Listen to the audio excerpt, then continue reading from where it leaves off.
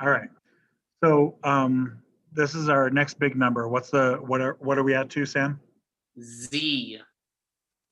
Z, like zebra. Right. Yes. Okay. So the let's call this second wave feminism. Second wave feminism. All right. So let's talk women's rights. Okay. So the women's rights movement really starts uh, back with first wave feminism. Okay. First wave feminism is what we talked about already. That's like women getting the vote. Okay. That's first wave. So first wave feminism is women voting. It also includes divorce. It includes some like basic social equity. Okay. Like the ability to own property, the ability to own property, the ability to have divorce, and the ability to be a citizen. Essentially, like that's first wave feminism.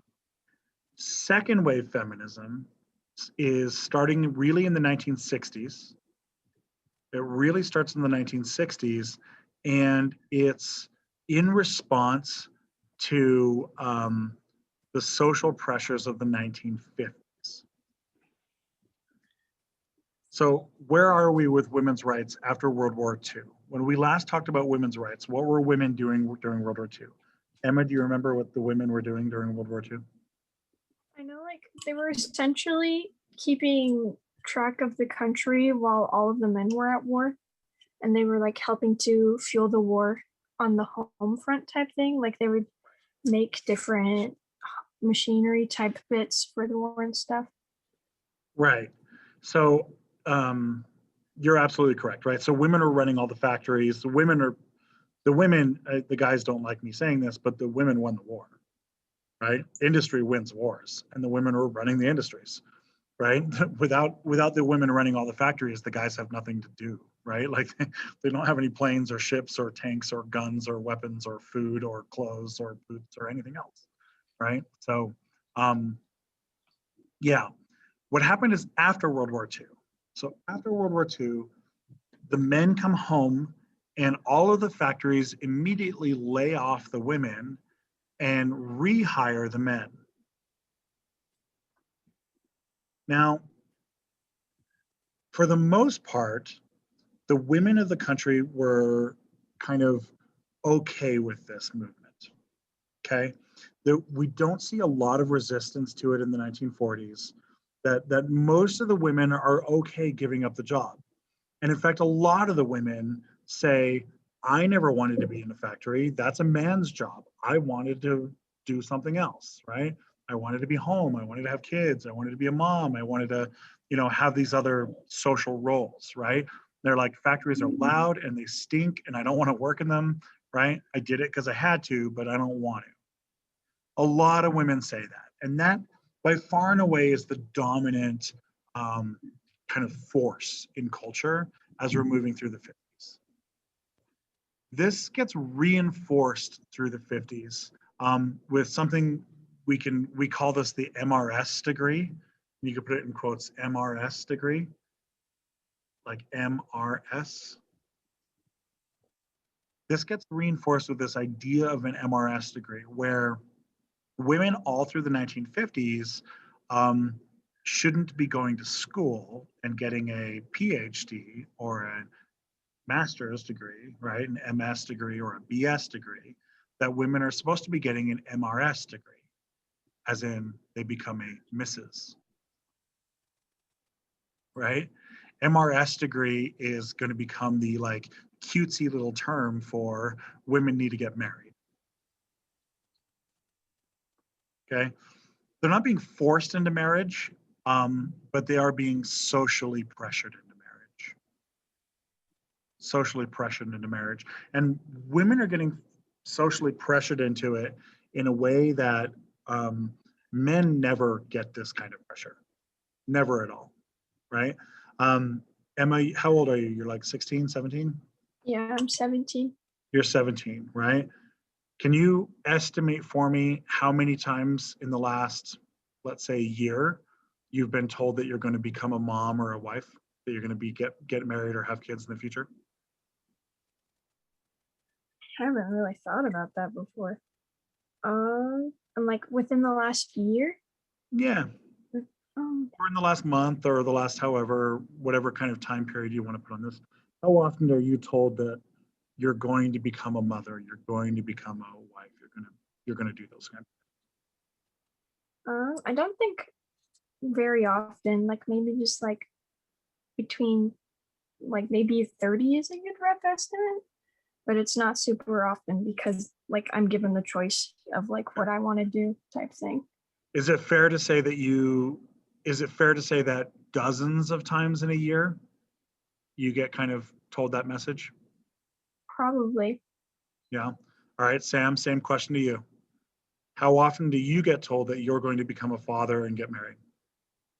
Probably in the last month, I've been told it 4 times. Last Okay. month. That's quite a bit. That's quite a bit, right? So maybe you guys are reflecting a changing in sex roles and gender roles, right? Maybe you are, and that could be because second wave feminism is changing it, right?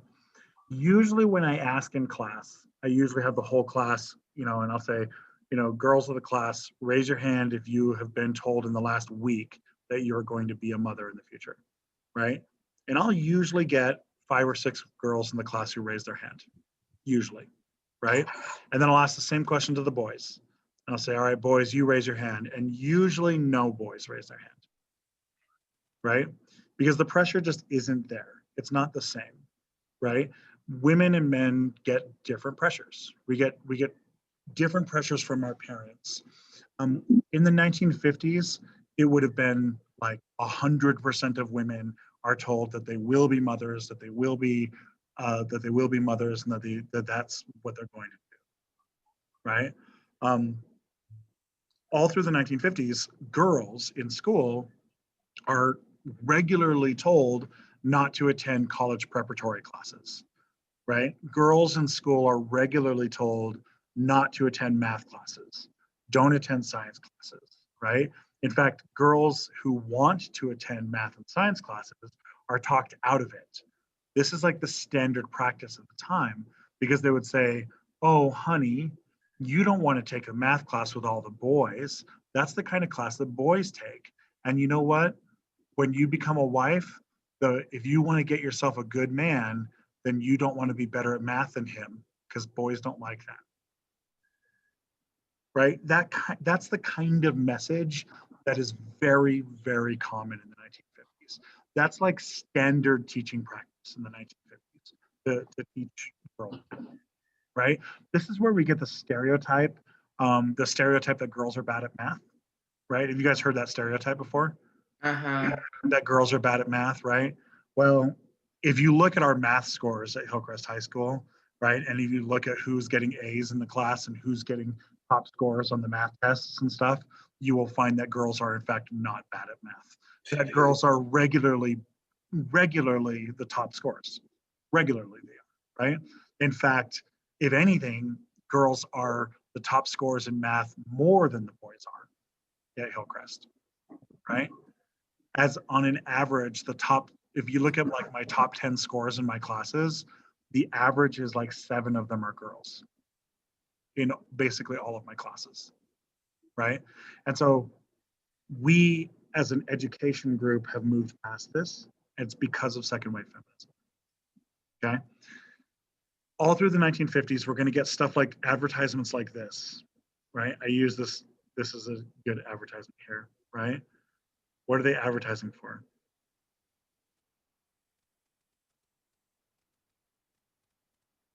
Well, obviously, like having like a wife, obviously, Sure, and but like having a woman in the house. it's an advertisement, so what are they trying to sell me?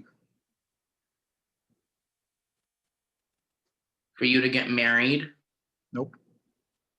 No, it's a company. They're trying to sell me something. What do they want to sell me? A rug? I Nope. don't know. They're trying to sell me Oh, pants. she was. Pants. It's selling me men's pants. Wait. Men's pants. It's a new brand of men's pants. And they're saying that if you have these pants, that your pants will make you so desirable that the women around you will be basically like a rug because you can do whatever you want. Welcome to the world of 1950s advertising, guys. Right? 1950s advertising is full of this kind of stuff. Yeah. Pretty bad, huh? Yeah. And there's a lot of tons and tons and tons of this. I'm working on some different slides, so I'll show you some more next week. I'm going to put together a whole bunch of them, right? Actually, I might make them into an assignment that I'll put onto Canvas. That'll be good. Anyway, but the advertising is all reinforcing this sexist idea. Okay, women are citizens. They're equal that they can vote, but they're not equal in culture. They're not equal economically, not equal in culture. So in the early 1960s, oh, where's my, I don't have it on the slide. Interesting.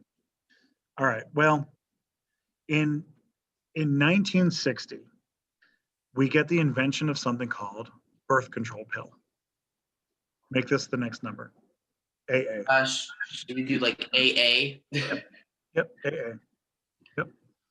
All right, so we get the birth control pill. The birth control pill is invented in 1960. Oh, where's my slide on that? I should have it. Well, I can't find it for now. That's fine. Don't worry about it. All right, so the slide doesn't have anything on it. It just has a picture of the birth control pill.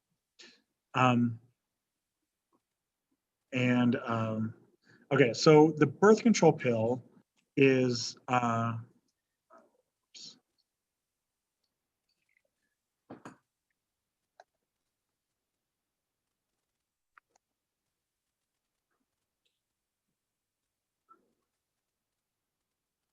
right, so the birth control pill is going to prove to be one of the most important inventions in like human history, basically.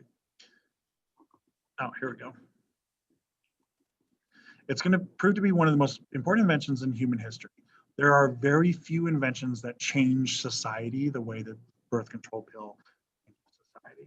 Okay, because the birth control pill, here you go. Here's what it is. 1960. It's the first hormone pill. Okay, the birth control pill for the very first time allows women to have sex without producing babies. Okay, they can have sex without producing babies. And if you remember back when we talked about birth control back in the 1920s with Margaret Sanger, when she founded the Planned Parenthood movement, do you guys remember what her argument was about birth control as an issue? Why did she say it was the single most important issue for equality?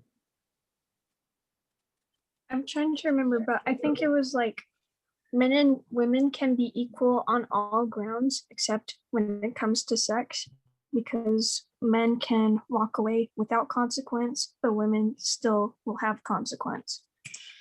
That's pretty solid. Yeah, that's a pretty good answer, right? Like we could theoretically adjust the law to make, pay equal and property ownership equal and education equal and, political representation equal. Like we could do that, but we can't pass a law to say, that men have a uterus. Like that's not how laws work, right? There's like there's some solid barriers to that law. Right? So the pill for the first time, it controls the woman's hormones and it makes it so that the egg doesn't implant on the uterine wall. So when she ovulates, when a woman ovulates normally, the egg is released from the fallopian tubes and implants on the uterine wall. And then if that egg is fertilized, she becomes pregnant. If that egg's not fertilized, she has a period and flushes it out of her system, right? That's your little 30-second health lesson, right? So the hormone pill basically interrupts that the egg doesn't implant on the uterine wall. This is essentially what happens.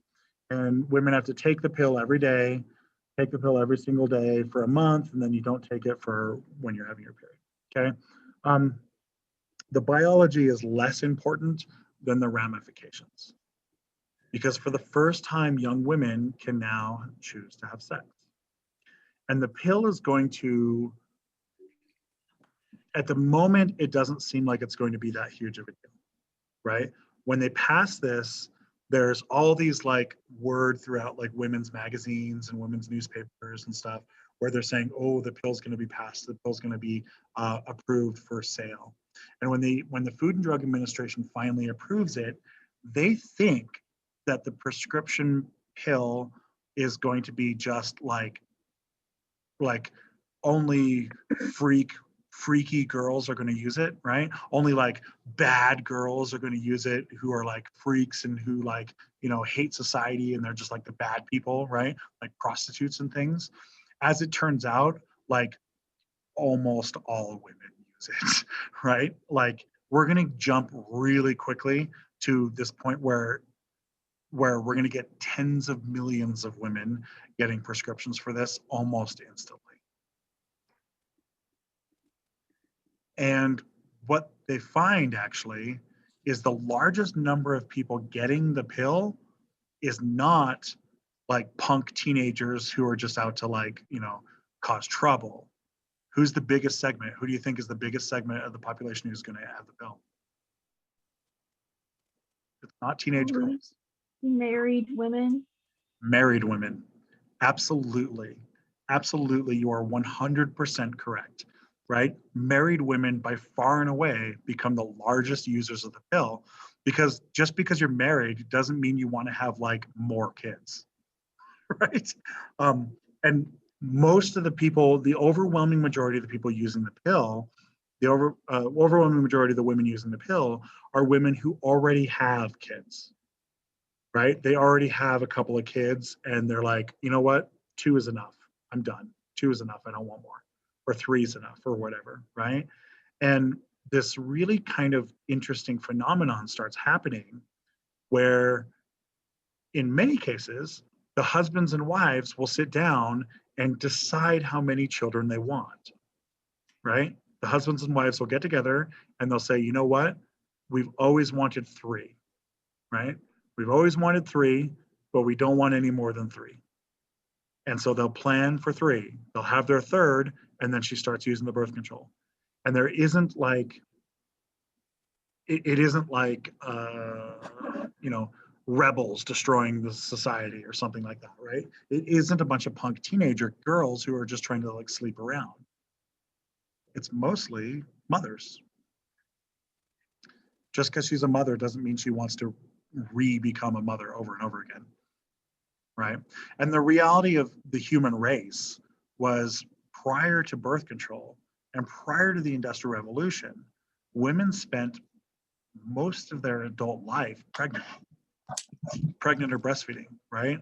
The average human before the Industrial Revolution, the average woman was producing like 6 babies, right? 6 to 8 babies is what was average, right? And now today, do you know what the birth rate is in the United States today? It's like 1.5, 1.2. I think we're 1.7, but yeah, but we're less than replacement, right? So you have to have at least 2.1 for replacement, because mom plus dad equals 2, right? And so you have to have at least a number higher than 2 for replacement or for growth. And we're not there, right? The United States today is like 1.7, I think, something like that. As it turns out, a lot of women don't want more kids, as it turns out. This is where we're going to introduce, let me see if she's on this one. Here we go. See, these slides are better. This is good. The problem is I have like 9 slideshows for the 1960s, and all of them are like good in different ways, and none of them are good in all ways. So I'm in the process of consolidating them all. By 1963, we're going to get this woman right here. Her name is Betty Friedan, and she writes a very, very important book. The book is called The Feminine Mystique. In The Feminine Mystique, now this book is going to go on to become one of the most important books in American history, right? If I'm ranking like top 10 most influential books on American history, this is in the top. Okay, very, very important book. And in this book, Betty Friedan, she basically starts second wave feminism with this book.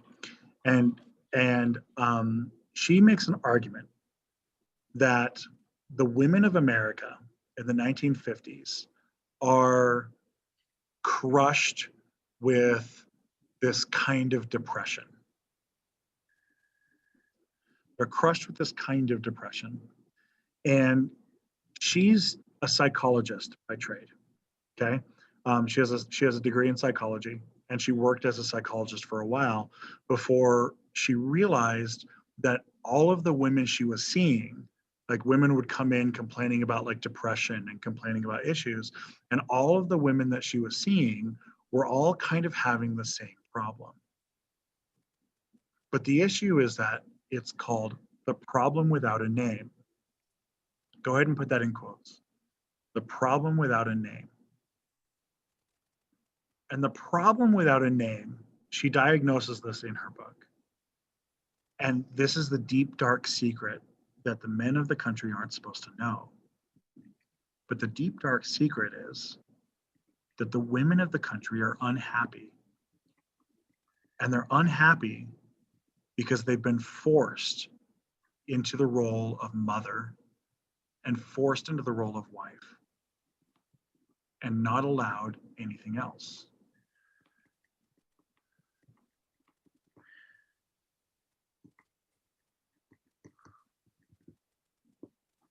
And Friedan makes an argument in the book that there's nothing wrong with being a wife and a mother, right?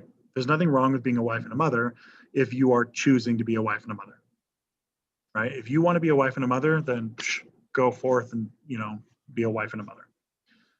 But many, many, many women want something else, right? A lot of women don't want to be a wife and a mother, period, right? And a lot of women, a lot of women don't want to be a wife and a mother, and even more women don't want to be only a wife and a mother, right? They want to be a wife and a mother and a doctor, and a lawyer, or a teacher, or a whatever factory worker, right? Just because the women in 1946 said they didn't want to work in the factories doesn't mean that all women don't want to work in the factories, right? So she's making this argument that society has put all of these pressures on women, and all of these pressures on women are forcing women to abandon things that they love in exchange for what society tells them they have to do. She spends a lot of her book actually talking about advertising and the power of advertising and the power of television and the power of like how television shows, a Leave It to Beaver kind of world where the television shows this is what moms are supposed to be like. This is what, a family is supposed to be like. The dad's in charge. The dad goes to work and he comes home and he's the king of the house, and his wife should be at home all dressed up nice and have a dinner waiting for him, while she gives him the dinner, and then he like sits down and reads his newspaper and relaxes. He's worked so hard. A lot of these things, these ideas about sexist ideas, these sexist ideas of the role of women that students have, I hear this all the time when I teach history classes, right? That my students will all the time tell me that they'll be like, oh, well, in ancient Rome, women didn't have any rights and women are property and they just had to be wives and mothers, right? Like people will tell me, they'll say, oh, well, in Nazi Germany, women were just wives and mothers, and in ancient Rome and in George Washington's time, right? And they'll say this over and over and over again like it's some kind of mantra, and that's just not true, okay? When you say that or when you think that, you are thinking about the 1950s. The 1950s has this long shadow over American culture, where the 1950s was told to us that it's normal. And so people believe that it's normal for women to just be wives and mothers. Betty Friedan says, this is not the case. She says women are now, today, in the 1950s, more oppressed than they've ever been. And it's having a psychological effect on them. And the psychological effect is depression, anxiety, suicide, right? It's making them worse mothers. It's making them worse wives. It's causing them to, seek out antidepressants and seek out, pharmaceuticals. And it's also causing them to cheat on their husbands and want to go do other things, right? That all of those things are this underlying problem without a name.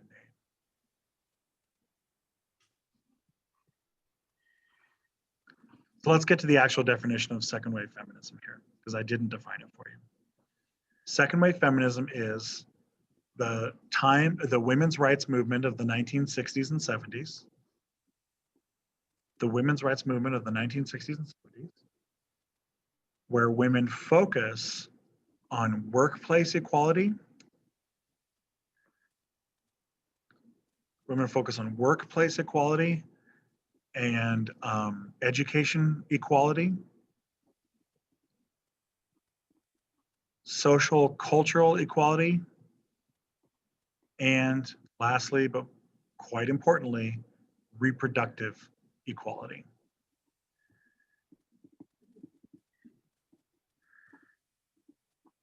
Now, reproductive equality is going to take two forms. The first form is birth control, and the second form is abortion.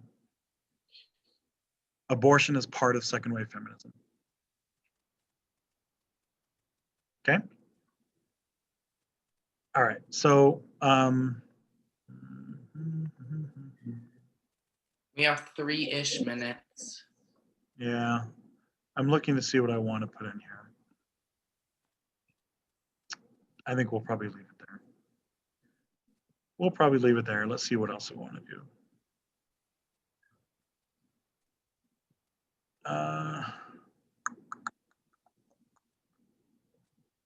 Yeah, here, let's put now. Let's do now. Now is the National Organization of Women. Do we want this to new? No, keep this, because Betty Friedan's the founder of the organization. So go ahead and keep it with her. So she founds a group called NOW, the National Organization of Women, and it's dedicated to banning sexism in the workplace, banning sexism in the government, banning sexism in like want ads, right? So here's a good example of the newspapers here, right?